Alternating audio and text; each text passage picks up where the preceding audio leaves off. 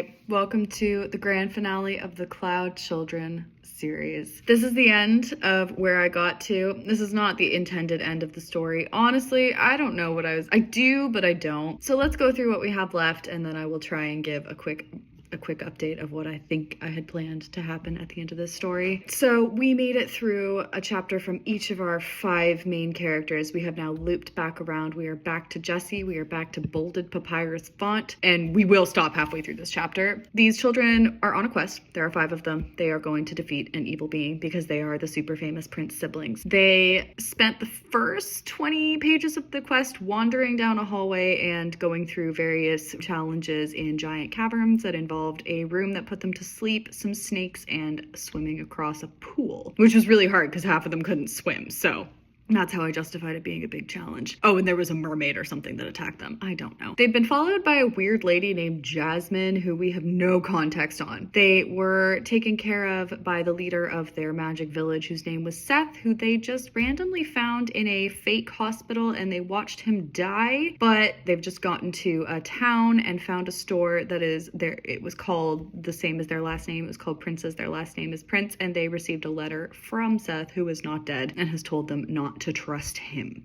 Let's get to it. Chapter 6, Jessie's perspective. Jessie begins the chapter with, "So hey, it's me again." Jessie wants to mention that at this point in their journey, she was shattered inside because they watched Seth die. After he told us he was our father, right? So Seth mentioned to Jessie at one point that he is their father, and he almost told them that he was their father on his deathbed, but then he died before he could do it. But he didn't die. He's still alive. Then they received a letter from him telling us not to trust ...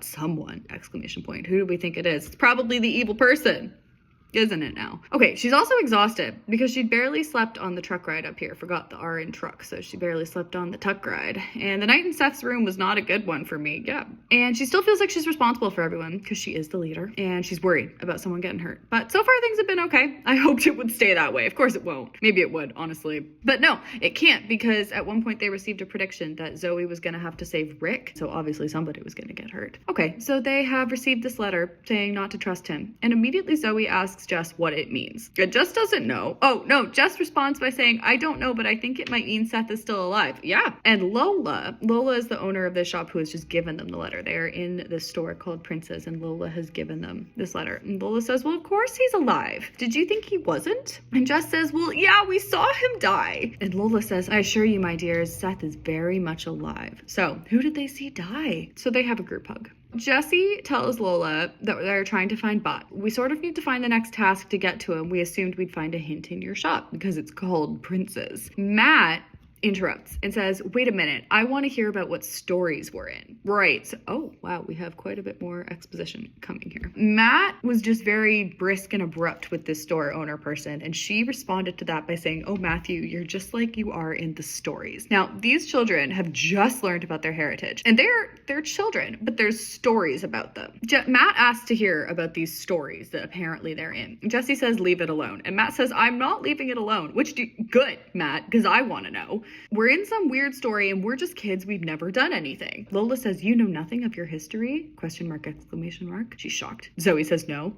Oh, have a seat." 5 chairs appear in front of the counter. So this keeps happening. They keep needing things, and those things just appear randomly. I guess that's a Cloudchildren thing. Now we have another 3 paragraphs of exposition. All right, let's take a look here. Okay, when Bot was first created, Bot's the evil dude, in the largest storm of all time, he had no opposition, and he went around ruling whatever he pleased and conquering whatever lands he could. Oh man, we hate him. We do hate him. We're supposed to hate him. We never get to him. Benjamin, the head cloud child, was created, and he tried to challenge the evil lord, but he was no match for Bot. So he was the first attempt at a cloud child, so his powers weren't developed or particularly special. I have spelled particularly so wrong. Part of it's a typo. I forgot the U, but I also spelled it particularly, and that is actually, I do remember that is how I thought it was spelled. So Benjamin's powers weren't developed or particularly special, but he needed a way to keep Bot from taking over the whole world. So he created a threat, a family of 5. Okay, so what I'm assuming is that Benjamin is realizing he can't destroy Bot, so he basically has said, "Hey, someday there's going to be these 5 children that are going to be able to destroy you." And from there, he manifested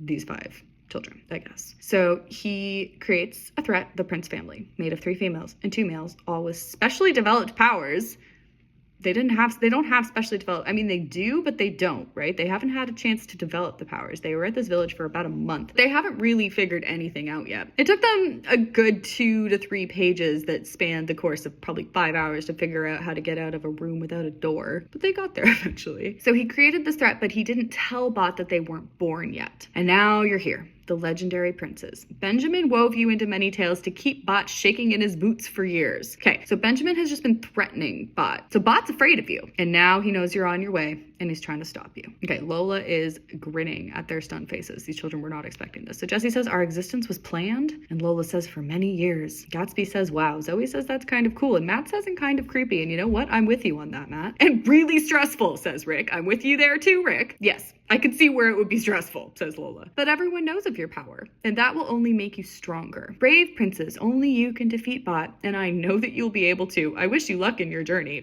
We don't know where to go, says Jesse. Haven't you figured that out yet? Lola asks. Mischievously. Spelled that wrong too. Mischievously. That is how I used to spell it as well. No, we thought this shop. They figured that this shop is going to tell them where to go. And Lola says, well, it might be a guideline, but it's definitely not the next task. Because again, I was trying to make it harder for them. Do you know where the next task is? Gatsby asks. And Lola says, I have no idea. Although, ...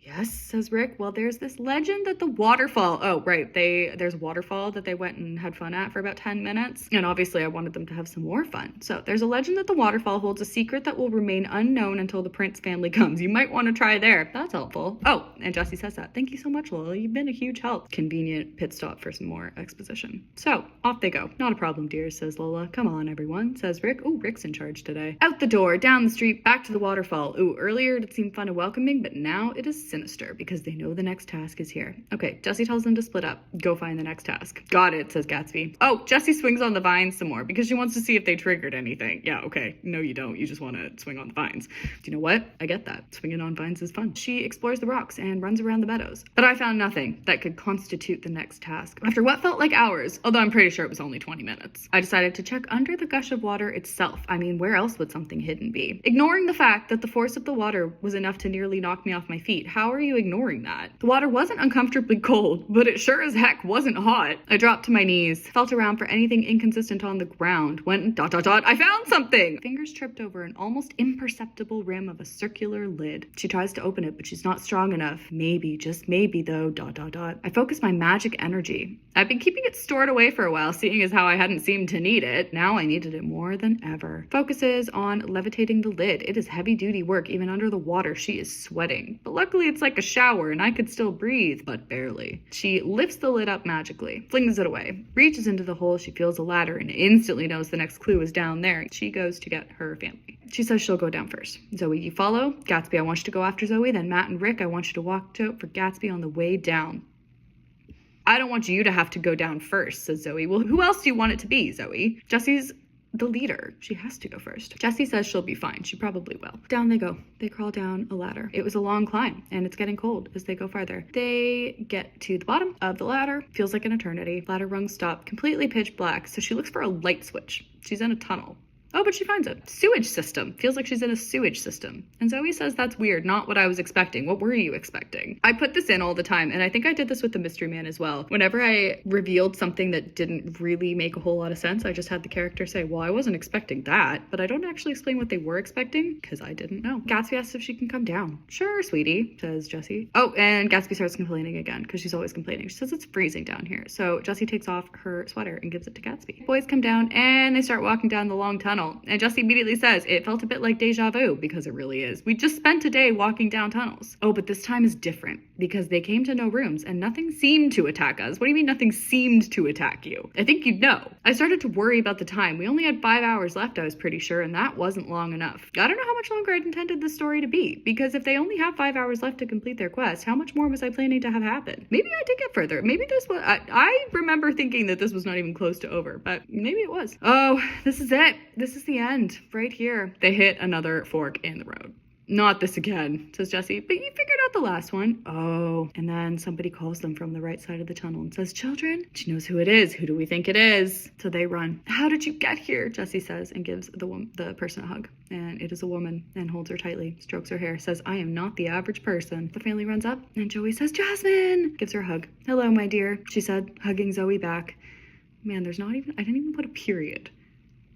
That's it. That's where it ends. So, to my knowledge, obviously the rest of the story was going to involve them getting to Bot's place and defeating him. That was really probably all of it. I don't remember anything else that I'd intended to happen, because what else would happen? The only big things that I can remember, obviously, was that yes, Seth was intended to be their father. The person that they saw die, I'm pretty sure was Bot, who could shapeshift and had turned into Seth and misled them by, I don't know why, maybe just to make them sad. I really don't know why he did that. But yes, the letter from Seth saying don't trust him was referring to Bot. So Seth is not dead. Seth is fine at the camp, or the village. And Jasmine was intended to be their mother. So yeah, neither of their parents are dead. I don't know why they abandoned them either. That's all I remember. Jasmine was mom and Seth was dad, and they were probably going to defeat Bot and become a wonderful, lovely family and fulfill their destinies. And that's it. That is the Cloud Children. That is it for this particular series. I hope you enjoyed. I will talk to you later.